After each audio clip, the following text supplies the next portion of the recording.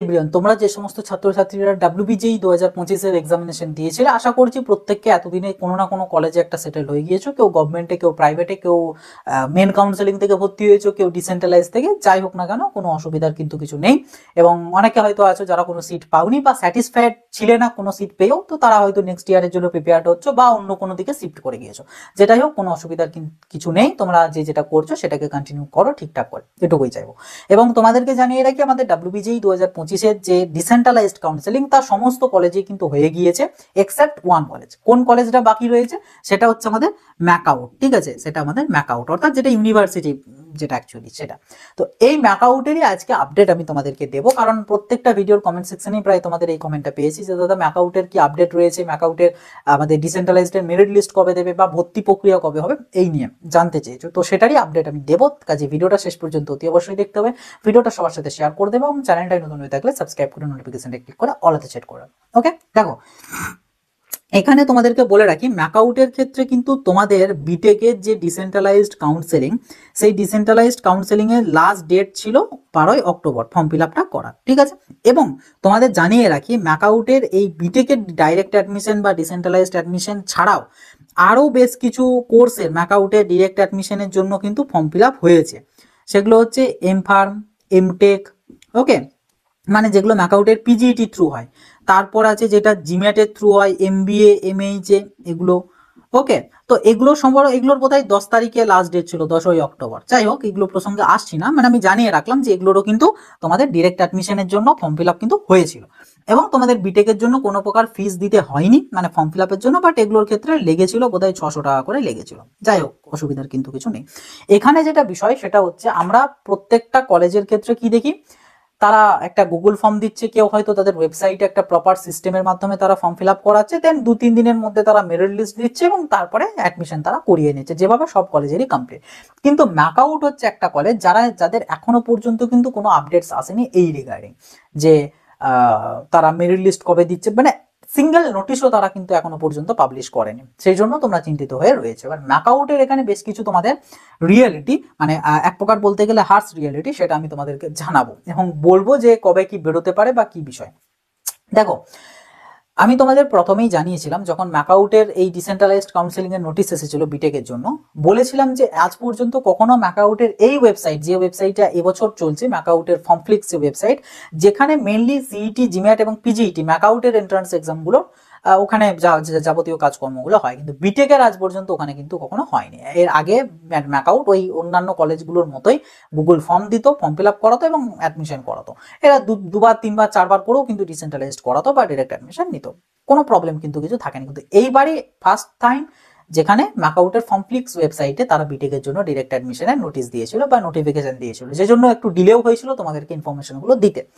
তো সে শুরুর থেকেই গোলমাল হয়েই আসছে। এবার এতদিন পেরিয়ে গেল, এখনো পর্যন্ত ম্যাকআউটের কিন্তু কোনো আপডেট নেই মেরিট লিস্ট রিগার্ডিং। কিন্তু এখানে বেশ কিছু বিষয় আছে, সেগুলো হচ্ছে বিগত বছরগুলোতে আমরা দেখেছি ম্যাকআউট কি করে, অনেক সময়ে তারা, মানে যারা যারা এখানে টোটাল অ্যাপ্লাই করলে, ধরো 100 জন অ্যাপ্লাই করলে, ঠিক আছে, 100 জন অ্যাপ্লাই করলে, এবার তোমরা তো আর জানতে পারছো না যে কতজন অ্যাপ্লাই করলে, বাট আমি এক্সাম্পল বলছি আর কি। ম্যাকআউটে ধরো 100 জন অ্যাপ্লাই করলে, এবার 100 জনের মধ্যে তাদের হয়তো আর সিট বেঁচে আছে হচ্ছে 20 জন, মানে 20টা সিট, তো 20 জনকে তারা সিলেক্ট করবে। তো এই যে 20 জন, এই 20 জনকে তারা 100 জনের মধ্যে থেকে সিলেক্ট করলো। কিভাবে সিলেক্ট করলো আসছে সেই প্রসঙ্গে, বাট সিলেক্ট করলো। তো তারপর কি করে, তারা এই 20 জনকে মেল করে দেয়, ইমেল করে দেয় যে তোমাদের সিট কনফার্ম হয়েছে, তোমরা এই ডিপার্টমেন্ট পেয়েছো, এবং তোমাদেরকে একটা লিঙ্ক পাঠানো হয় তাদের মাস্টার্স অফ ইআরপি পোর্টালে, যে পোর্টাল থেকে ম্যাকআউটে যাবতীয় কাজকর্ম হয় ইনহাউস স্টুডেন্টদের, মানে তাদের এক্সামের নোটিশ থেকে শুরু করে তারা তাদের নিজেদের মার্কশিট থেকে শুরু করে এটসেট্রা যাবতীয় জিনিস ওখান থেকেই পায়। এবং অ্যাডমিশন প্রক্রিয়া, তারপর তোমাদের ডকুমেন্টস ভেরিফিকেশন সব অনলাইনে হয়, ফিস পেমেন্টও তোমাদেরকে অনলাইনে করতে হবে, মানে অ্যাডমিশন ফিস সব অনলাইন, কোনোটার জন্যই ম্যাকআউটের কলেজ ক্যাম্পাস যেতে হয় না। তো তারা ওই ম্যাকআউটের মাস্টার্স অফ ইআরপি পোর্টালের লিঙ্ক দিয়ে দেয়, তোমার একটা আইডি পাসওয়ার্ড দিয়ে দেয় এবং একটা ভিডিও দিয়ে দেয় যে কিভাবে কি করবে এগুলো সব বোঝার জন্য দিয়ে দিল। এবার সেই ইমেলের থেকে তোমাকে যেটা করতে হবে সেটা হচ্ছে যে তুমি সেই প্রসেস মতন তোমার অ্যাডমিশনটা কমপ্লিট করে নিলে। তো এইভাবে কিন্তু হয়, কিন্তু এটার জন্য কোনো নোটিশ দেয় না যে আমরা এরপর থেকে পাঠাচ্ছি মেলগুলো যারা যারা পাচ্ছ। তো এরকমও কিন্তু কিছু বলে না। এবার আসবো কিভাবে সিলেক্ট করবে এই 20 জনকে। দেখো এই 20 জনকে সিলেক্ট করারও কোনো কিন্তু প্রসেস বা নিয়মাবলী ম্যাকআউট থেকে জানাই না বা প্রপারলি ভাবে বলে না, কারণ মেরিট লিস্ট না দিলে তুমি বুঝবে কি করে যে কোন 20 জন পাচ্ছে। তো মেরিট লিস্ট যেহেতু দিচ্ছে না, এবার এখানেও হয়তো কিছু ঘাপলার ব্যাপার আছে, যেটা মানে অস্বাভাবিক হওয়ার কারণ কিছু নেই, আমাদের ওয়েস্ট বেঙ্গলে যেটা হামেশাই চলে এবং নর্মাল ব্যাপার সেটা। তো এখানেও হয়তো এরকম কিছু ব্যাপার আছে, ঘাপলা কিছু আছে, হয়তো কিছু টাকা পয়সারও এখানে হয়তো ব্যাপার থাকে কিছু কিছু স্টুডেন্টদের এন্ড থেকে, যাদেরকে মেনলি সিটগুলো দেওয়া হয়, থাকতে পারে মেবি। ঠিক আছে, কারণ যে এমন যে স্টেটে থাকছি সেখানে এই জিনিসগুলো থট করা বা থিঙ্কিং করা মানে এমনিই চলে আসবে মাথাতে যে কোনো ক্যান্ডিডেটের। যাই হোক, ওই প্রসঙ্গে বেশি যাচ্ছি না। তো এরকম হয়তো হতে পারে, আবার হয়তো তারা প্রপারলি মেরিট বেসিসও করতে পারে, গ্যারান্টির কিন্তু কিছু নেই। কিন্তু তারা অনেক সময় এরকম করে যে যারা যারা পেলো তাদেরকে মেল করে দিল উইদাউট এনি নোটিস। তো এইখানেই আমার মেন বিষয়টা, যে তোমাদেরকে এখানে আপডেটেড থাকতে হবে। কি আপডেটেড? যে প্রত্যেকটা দিন তোমরা যে মেল আইডিটা এখানে ফর্ম ফিল আপের টাইমে দিয়েছিলে, এই মেল আইডিটাকে তোমরা ডেইলি চেক করবে একবার করে, যে কোনো রকম কোনো ইনফরমেশন এসেছে কিনা। ঠিক আছে, তাহলে তোমরা হয়তো কোনো একটা কিছু পাবে। এবার এর বাইরে যদি ম্যাকআউট এর এন্ড থেকে যদি মেরিট লিস্ট বা কোনো নোটিশ দেয়, দেন সেটা তো অবভিয়াসলি শেয়ার করবোই, কারণ এটার জন্য অনেকে বসে আছো। তবে যারা বসে আছো ম্যাকআউটের ডিসেন্ট্রালাইজড কাউন্সিলিং এর জন্য, তাদের উদ্দেশ্যে আমি একটি কথা বলবো, সেটা হচ্ছে এই ইউনিভার্সিটির ডিসেন্ট্রালাইজড কাউন্সিলিং এর জন্য অতটাও মানে ইয়ে হয়ে বসে থেকো না, কারণ লাস্টে গিয়ে ডিসঅ্যাপয়েন্টও হতে পারো। কারণ কি, এদের কোনো সিস্টেম নেই। ঠিক আছে, এদের যে কোনো জিনিসের একটা সিস্টেমেটিক ওয়েতে তারা করে না, যখন যেটা যেমন খুশি যা ইচ্ছা তারা কিন্তু করে। ইভেন তোমরা যদি এদের হেল্পলাইন যাও, সেটা মেল বলো বা ফোন নাম্বার বলো, দেখবে কোনোদিন তোমরা ওখানে যোগাযোগ করতে পারবে না। একমাত্র হয়তো এদের ক্যাম্পাসে মানে হরিণঘাটাতে, নদীয়ার হরিণঘাটাতে গিয়ে তুমি যদি খবরাখবর বা কোনো কিছু কথাবার্তা বলো, তাহলে হয়তো তুমি যেটা জানতে চাইছো সেটা হয়তো উত্তর পেতে পারো।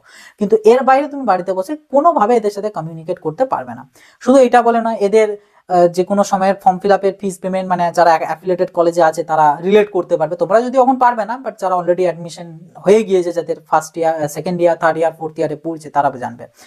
তো পেমেন্টের সময় প্রবলেম হয়, রেজাল্ট বেরোলে প্রবলেম হয়, অ্যাডমিট কার্ড দিলে প্রবলেম হয়, তারপর কোনো মানে প্রপার ওয়ে নেই, যখন খুশি রাত 12টা 1টার সময় তো নোটিশ দিচ্ছে, রাত 12টা 1টার সময় তো রেজাল্ট পাবলিশ করছে, মানে কোনো সিস্টেম নেই। ঠিক আছে, তো যে কারণে এইখানে এই এদের থেকে বিরাট কিছু এক্সপেকটেশন না রাখাটাই উচিত বলে আমি মনে করি। এবং তোমাদের প্রত্যেককেই বলবো, যারা এখানে অ্যাপ্লাই করেছো, ঠিক আছে অ্যাপ্লাই করেছো, ওয়েট করো, যদি হয় ভালো জিনিস, কিন্তু তোমরা অল্টারনেট যদি কিছু ভাবনা চিন্তা করে থাকো, তো সেই দিকেও কিন্তু তোমরা যেতে পারো বা ফোকাস রাখতে পারো। ঠিক আছে, এদের কোনো গ্যারান্টি নেই কিভাবে কি করবে। এবং সিস্টেম ফেলিয়ারের আরো একটা সব থেকে বড় উদাহরণ, যে তোমরা ধরো প্রত্যেকটা ক্যান্ডিডেটই জানবে যে কোনো একটা এক্সামিনেশন হচ্ছে, এন্ট্রান্স এক্সামিনেশন, তার থ্রুতে ফার্স্টে একটা কাউন্সেলিং হবে, মানে যেটা মেন কাউন্সেলিং, সেটা 1 রাউন্ড হতে পারে, 2 রাউন্ড হতে পারে, 3 রাউন্ড হতে পারে, বাট একটা মেন কাউন্সেলিং হবে। এরপরে হয়তো সিট ফাঁকার বেসিসে তারা একটা ডিসেন্ট্রালাইজড বা ডাইরেক্ট অ্যাডমিশন হতে পারে, যেটা প্রত্যেকটার ক্ষেত্রেই হয়। এবং ম্যাকআউটেরও যে এক্সামিনেশনগুলো রয়েছে বললাম, সিইটি, জিম্যাট, ঠিক আছে, জিম্যাট, তারপর পিজিইটি, এগুলোর ক্ষেত্রেও সেই সেম থিং হয়,